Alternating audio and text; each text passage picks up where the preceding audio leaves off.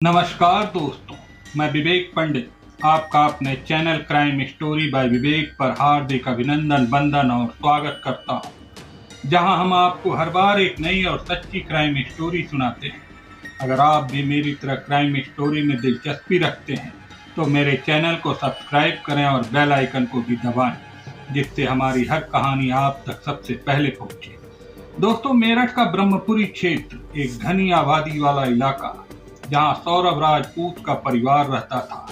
सौरभ के पिता Munna Lal Rajput Indian oil company से रिटायर्ड थे और अब घर की देखभाल में समय बिताते थे। माँ एक साधारण गृहिणी थी जो अपने 3 बच्चों बबलू, सौरभ और शिवानी को संभालती थी। सबसे बड़ा बेटा बबलू शादीशुदा था और अपने परिवार के साथ अलग रहता था। सबसे छोटी बेटी शिवानी पढ़ाई कर रही थी और अपने माता पिता के साथ रह रही थी। सौरभ बीच का बेटा पढ़ाई में होशियार था। उसकी मेहनत ने उसे मर्चेंट नेवी में नौकरी दिलाई और कुछ ही सालों में वह लंदन में सेल्स मैनेजर बन गया था।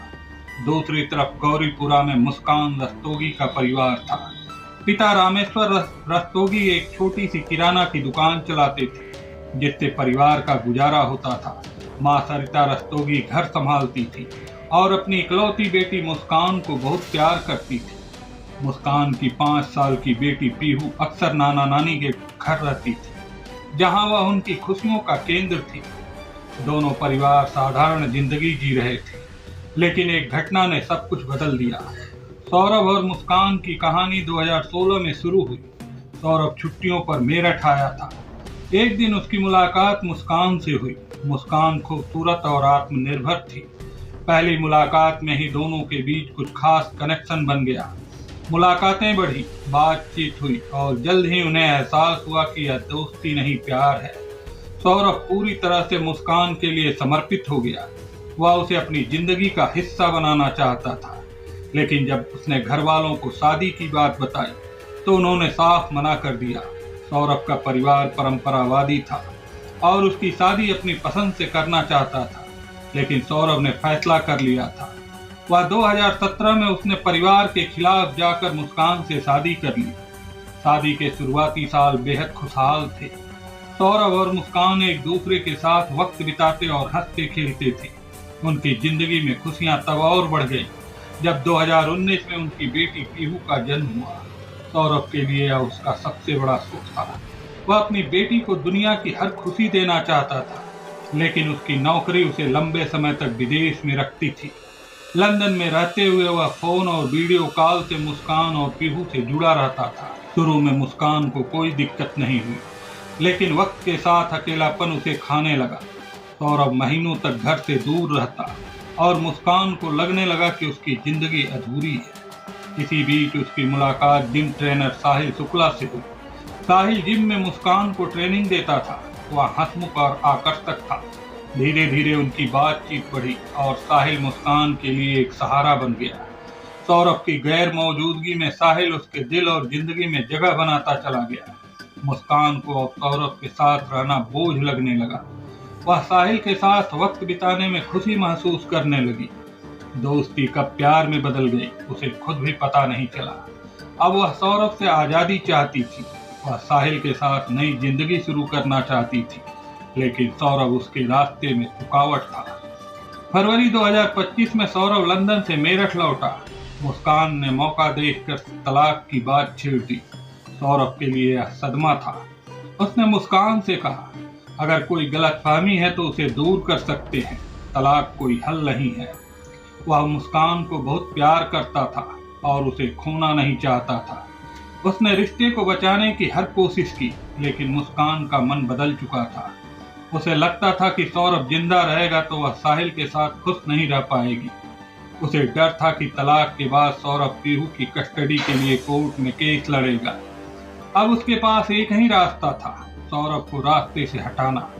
उसने साहिल के साथ मिलकर हत्या की साजिश रची। 24 फरवरी 2025 की रात को योजना बनाई गई। मुस्कान ने सौरभ के खाने में नशीली दवा मिला दी। रात का खाना खाते ही सौरभ सुस्त पड़ गया और कुछ देर बाद बेहोश हो गया। फिर मुस्कान ने साहिल को घर बुलाया। रात 11 बजे सौरभ बिस्तर पर सोया हुआ था। मुस्कान उसके सीने पर बैठ गई उसने एक बड़ा चाकू उठाया और सौरभ के सीने में जोर से घोंप दिया। सौरभ की चीख निकली, लेकिन नशे की वजह से वह कुछ नहीं कर सका। उसने पैर हिलाने की कोशिश की, तभी साहिल ने उसके पैर पकड़ लिए। मुस्कान ने चाकू साहिल को दिया और साहिल ने सौरभ के हाथ पैर पकड़े। फिर दोनों ने बारी बारी से चाकू घोंपे। सौरभ गिड़गिड़ाने लगा, मुझे माफ कर दो, मैं तलाक दे दूंगा, तुमसे दूर चला जाऊंगा, मेरी जान बख्श दो। लेकिन उनकी क्रूरता पर इसका कोई असर नहीं पड़ा। वे शांत और ठंडे दिमाग से अपना काम करते रहे। करीब 25-30 मिनट बाद सौरभ दर्द से तड़पता रहा और उसकी आंखों के सामने उसकी बेटी पीहू की तस्वीर घूम रही थी और आखिरकार उसने दम तोड़ दिया। हत्या के बाद सबसे बड़ी चुनौती थी लाश को ठिकाने लगाना। मुस्कान और साहिल ने सौरभ के शरीर को चाकू से काटना शुरू कर दिया। उन्होंने उसके शरीर के 15 टुकड़े किए, हाथ, पैर, धड़, पेट सब अलग अलग। फिर एक बड़े प्लास्टिक के ड्रम में टुकड़ों को डाला और ऊपर से सीमेंट और रेत भर दी ताकि बदबू न आए और किसी को शक न हो।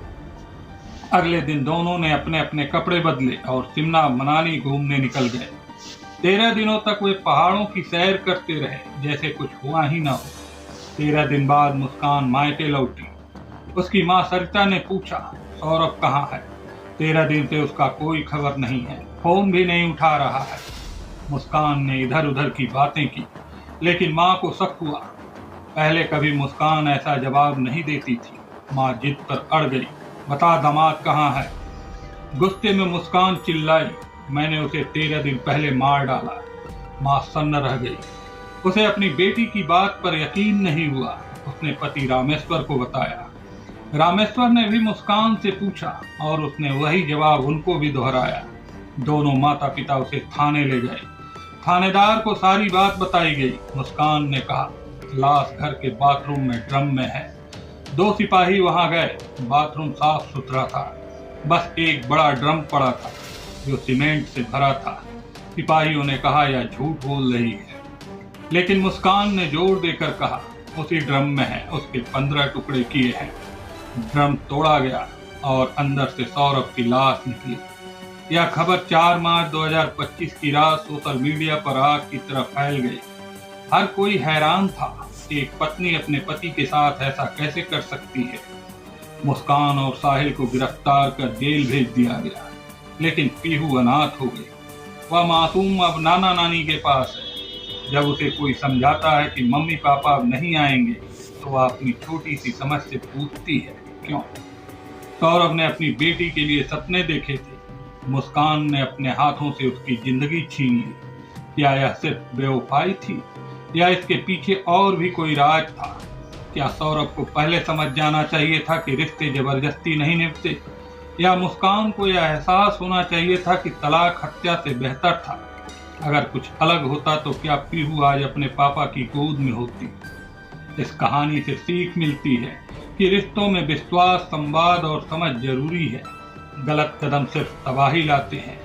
एक गलती ने 2 परिवारों को बर्बाद कर दिया और एक मासूम को अनाथ बना दिया। दोस्तों, कहानी यहीं समाप्त होती है। अगर आपको इस कहानी से कुछ सबक मिला हो तो आप हमें कमेंट बॉक्स में जरूर बताएं। और हाँ, इस चैनल को सब्सक्राइब करते हुए स्टोरी को लाइक करें और अपने दोस्तों में अधिक से अधिक शेयर करें, ताकि अन्य लोग भी इस घटना से कुछ सबक ले सकें और अपने आप को सुरक्षित रख सकें। मिलते हैं अगली कहानी में। तब तक के लिए सावधान रहें, सतर्क रहें, सुरक्षित रहें, अपना और अपनों का ख्याल रखें।